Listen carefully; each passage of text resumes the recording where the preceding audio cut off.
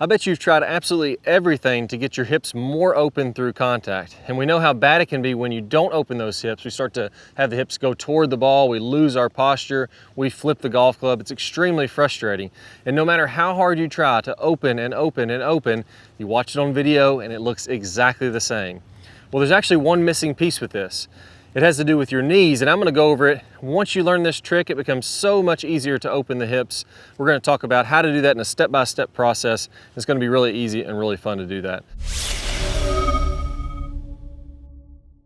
Now be sure to hit that subscribe button right now. I have got a ton of great content coming out for you this year, and I don't want you to miss all those great videos. The only way you're gonna be notified when those come out is by being a subscriber. So click that now. Also click the thumbs up, that really helps me out, and post your comments down below. I'd love to hear from you.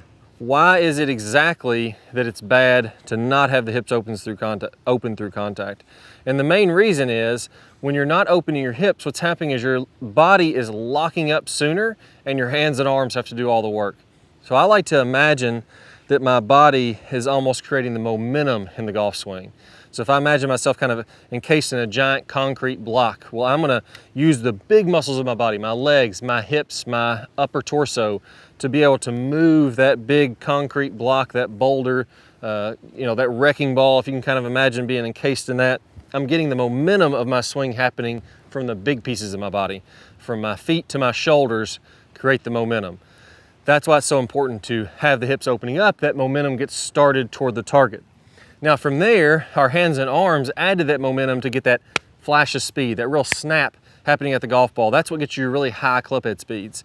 So my body creates the momentum, my hands and arms are lagging back, my club is lagging back, and then bam, I want to release all that to create a ton of club head speed right at the golf ball.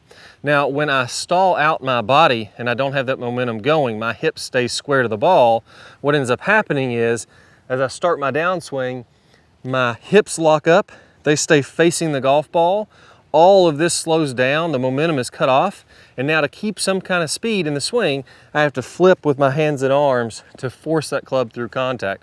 Let me show you what one of those looks like real quick. So there, even though I hit that one pretty solid, I'm gonna lose 20, 30, even 40 yards off my drives. I'm gonna get inconsistent because I'm flipping. I'm gonna get inconsistent because I'm standing up out of my posture, and now I have to kind of save contact with my hands. That's the negatives from slowing down your body and not opening the hips. Now let's talk about what to do to solve this problem. All right, so what is this missing piece? This missing piece that we've been leaving out is bending the legs. Now I want you to imagine when I'm opening up, that's the same as me kind of twisting or jumping. If I was gonna do, jump up and do a 180 or a 360 or really spin around like that, what I would have to do first is I'd have to bend my knees and load my body, and then straighten my knees, push into the ground to make my body turn. I want you to do a little experiment for me. Lock your knees straight like you would if you're losing your posture and your hips get locked up in the golf swing. Lock your knees straight and now try to jump up and twist. There's no way you can do it. It's impossible, right? You can't do that. You don't have any muscles to move your hips. So if I want to get these hips opening, I first have to bend the legs. And there's an easy drill to do this. And what we can do is go to the top of the swing, and the first move I want you to do down is to squat with your knees. So I'm gonna go to the dress position, again, without hitting a ball at first. I'm going to the top, I bend my knees, and now from here, I'm kind of loaded into the ground. I'm gonna feel like I push into the ground to get those hips open, coming through contact. If I feel like my knees straighten, then that's not really gonna work. Now, the piece that also plays in with this, which also works great with your irons, is that if I'm locking my legs up, if I'm standing up out of my posture, let me grab an iron real quick. When I do that, my club shaft gets more vertical. So let's imagine I'm hitting a golf ball off the ground here. As I stand up out of my posture, my hands get higher, the club shaft gets higher, and when that happens, the toe of the club actually starts to dig into the ground. So if you look at your divots, if you're someone that turns off the hips, stands up out of your posture, you're gonna notice the toe side of the divot starts first. And that's because this shaft, the sole of the club isn't perfectly parallel with the ground. This shaft stands up and the toe digs in first. So it's gonna solve a little bit of two problems at once. So when you're making these swings, when you bend your legs and we're trying to open the hips, that's gonna be a really good key to tie all that in together.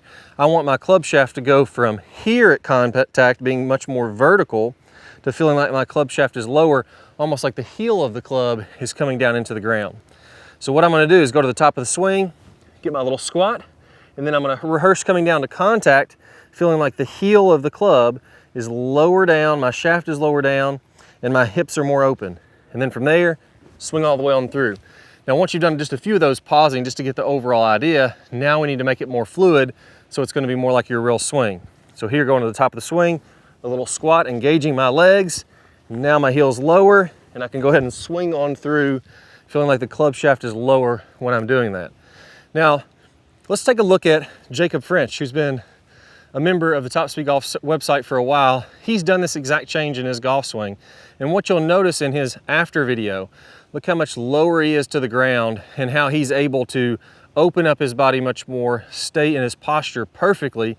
And man, he's just got a beautiful looking golf swing. That's the kind of swing that we'd all love to have. You can definitely see that that shaft is not standing up like this. He's hitting the ball pretty daggone pure there. So if that's the case, let's go into even more what the feet do, and I think that'll help you to break through this habit once and for all. So when I'm making that downswing squat, or that end of the backswing squat and starting my downswing, so I'm here at the top, I'm starting to bend my legs, what exactly is going on with my legs to be able to open up my hips?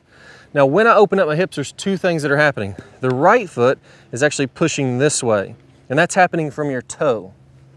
So when you see good players, a lot of times when they swing, that toe is going to stay on the ground. It's pushing down and back that way, and the heel starts to come up as they go through the ball. That's a good thing. When I push down that way, that pushes my hip forward and around. That's what gets my right hip to move forward. Now, in the opposite direction, your left heel is doing the exact opposite of that to get your left hip to come back and open up. So as I get into that squat, now my left heel, this part, is going to be pushing out in this direction. So it's pushing out, and that takes my hip and pushes it this way. So I'm really exaggerating there, but you'll see a lot of pro players, their front foot, their toe will start to come off the ground sometimes when they're opening up. You'll see their foot kind of swivel like that. That's because their heel is pushing into the ground. That pushes the hip back, and that allows you to rotate. So again, let's take that into this same drill and do a few reps of that. Go to the top of the swing, a little squat, and then feel your feet push into the ground to rotate those hips open. The club shaft is lower, and then we're gonna go ahead and finish the swing. Do a few more without any pauses at all. There we go. Now we can really see the feet engaging, rotating our hips open. I mean, that looks really fantastic there. So let's go ahead and give it a whirl now. We saw the earlier swing didn't have a lot of distance on it. Let's try to do one where I stay in my posture and see if we can really crank one out there. All right, killed that ball. And one of the great things about this is not only when I open my hips does it help me to generate more momentum with the body, it actually helps to tackle another problem that we haven't even talked about yet, which is lagging and releasing the golf club out in front. When my hips open, now all of a sudden my body opens, I can get more lag, and I can release the club farther out in front. Let's take a look at Jacob again from the face-on view. When his hips locked and slowed down, he stood up and kind of flipped early. He was losing some club head speed, losing some consistency.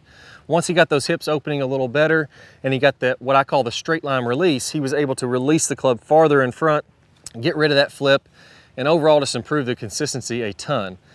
Now, that's the next step here. We need to have that straight line release position, which is basically my hips, my shoulders, my arms, everything releasing in front of the golf ball to this straight line out in front.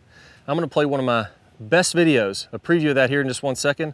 All you need to do is click the card that pops up on your screen or the link down below in the description. You can get instant access to that, and you'll be adding both of those two keys together. The hips will be working better from what we worked on in this video, and then you can add the hands and arms to it.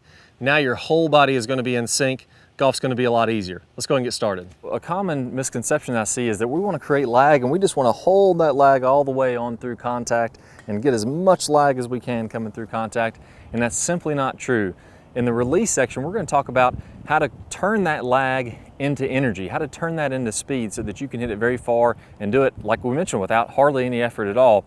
And as we're coming through contact, we're gonna fully release this angle as we're about 45 past contact. So if I draw, a 45-degree angle, I should be looking at both arms, nice and straight, the club splitting those arms, so that by releasing the club, by getting this angle to release as we're coming through contact, that's what's going to create the speed.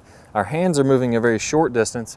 Our club is moving a very long distance through contact, and it creates that whip-like effect. Very different swings hitting the exact same position. So first let's take a look at Dustin Johnson releasing the club 45 past. And the reason we're going to see such similar or such different swings producing similar positions is that this is the real physics of how this has to happen. Here we're looking at Sergio Garcia. Again, we're going to see tons